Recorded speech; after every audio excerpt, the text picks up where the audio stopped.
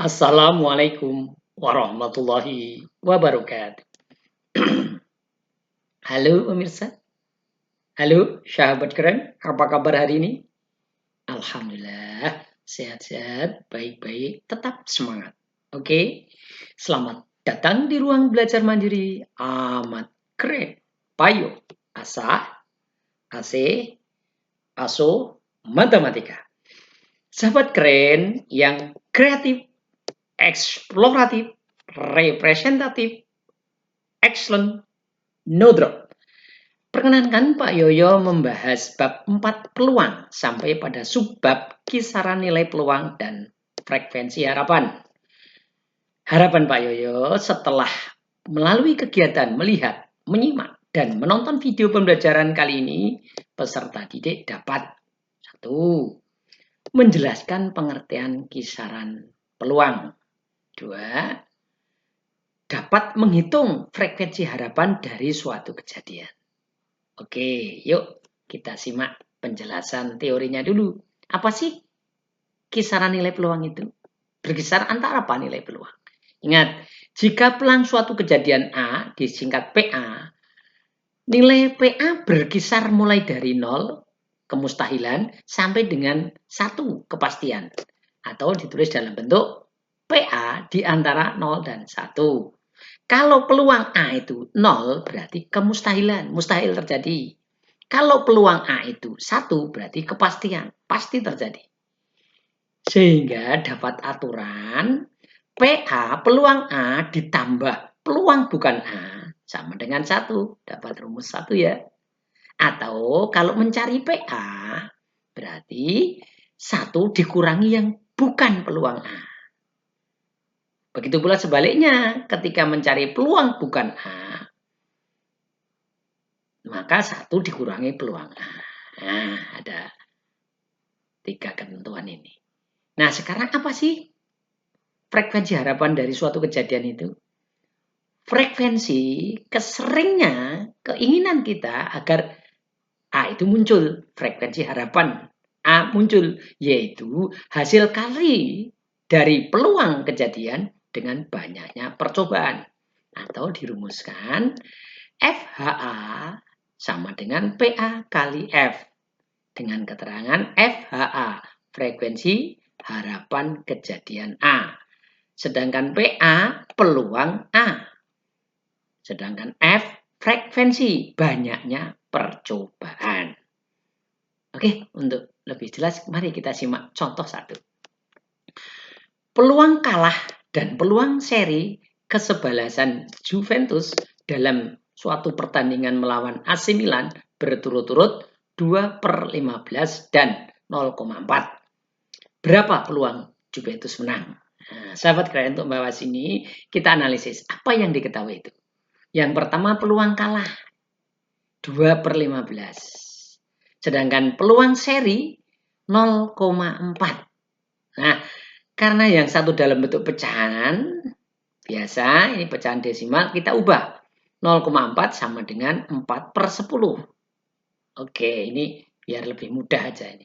Kemudian ditanyakan peluang menang. Berarti peluang menang dengan aturan tadi 1 dikurangi peluang kalah, dikurangi lagi peluang seri. 1 kurangi peluang kalah tadi 2/15, dikurangi peluang seri 4/10. Dari sini disamakan penyebut. Nah, ini 15, 10. 30 penyebutnya. 1 diubah dalam bentuk 30/30. Dikurangi 2/15 dirubah 15 agar jadi 30 kali 2. Maka pembilangnya juga kali 2, sehingga 2 kali 2, 4. Nah, 10 ini agar jadi 30 kali 3, maka 4-nya kali 3. Nah, setelah ini baru dikurangi. 30 dikurangi 4, 26. 26 dikurangi 12, 14. 14/30. Ini disederhanakan, sama-sama dibagi 2, 7/15. Alhamdulillah, simpulkan. Jadi peluang Juventus menang adalah 7/15. Gimana sahabat keren? Cukup jelas? Oke, kita lanjut soal nomor 2. Dari penelitian suatu kota, peluang seseorang terserang penyakit demam berdarah adalah 0,20%. Jika jumlah penduduk kota terdapat 10 juta orang, maka tentukan banyak penduduk yang berpeluang tidak terserang demam berdarah. Oke, kita analisa. Peluang terserang 0,20. Sedangkan jumlah penduduk 1 juta. Ditanyakan frekuensi harapan, berarti P tidak terserang dulu. 1 dikurangi P terserang, peluang terserang.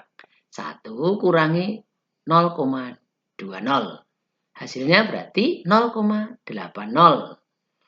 Nah, peluang frekuensi harapan penduduk yang tidak terserang, banyak penduduk yang tidak terserang, itu samanya frekuensi harapan, peluang tidak terserang kali jumlah penduduk.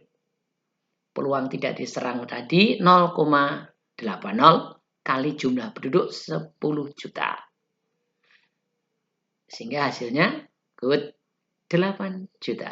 Simpulkan, jadi banyaknya penduduk yang berpeluang tidak terserang demam berdarah adalah 8 juta orang.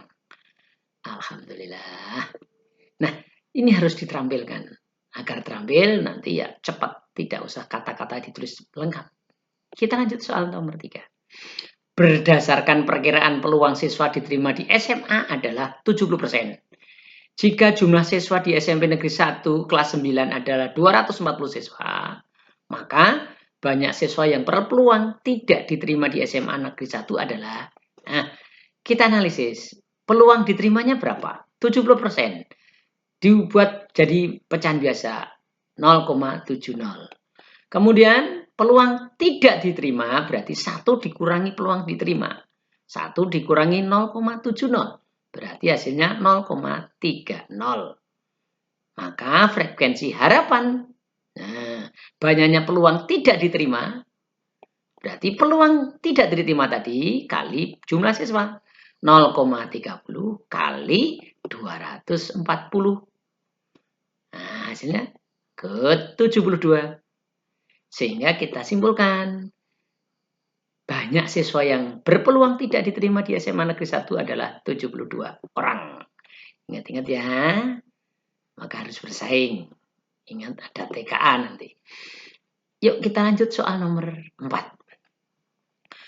Dari 30 kali pelemparan sebuah dadu, maka frekuensi harapan muncul mata dadu yang merupakan faktor prima dari 6. Halo, sahabat keren. Ingat alat yang digunakan sebuah dadu. Berarti NS-nya 6. Kemudian frekuensinya F300. Banyak percobaan 300. Faktor dari 6 yang diminta. Faktor dari 6. Oh, ada faktor prima, yang prima. Kalau faktor dari 6 kan 1, 6, 2, 3. Yang prima berarti 2 dan 3. Ada 2. Maka peluangnya ya 2/6. Peluang faktor prima dari 6, 2/6. Kemudian frekuensi harapannya, peluang faktor prima kali F. 2/6 kali F-nya frekuensi. Banyaknya percobaan tadi, frekuensinya. Nah ini, 2/6 kali 300. Iya, ketemunya ya 100. Jadi frekuensi harapan muncul faktor prima dari 6 adalah 100. Alhamdulillah. Yuk kita bahas soal terakhir, nomor 5. Pada SMP Negeri 1 Bantar Kawung terdapat 240 siswa laki-laki dan perempuan. Dari sebuah sampel diambil 100 siswa dipilih secara acak. 45 laki-laki terpilih di dalamnya. Berapa kira-kira jumlah siswa laki-laki tersebut? Nah, kita identifikasi dulu. Frekuensi banyaknya orang 240. NS sampel yang dipakai 100.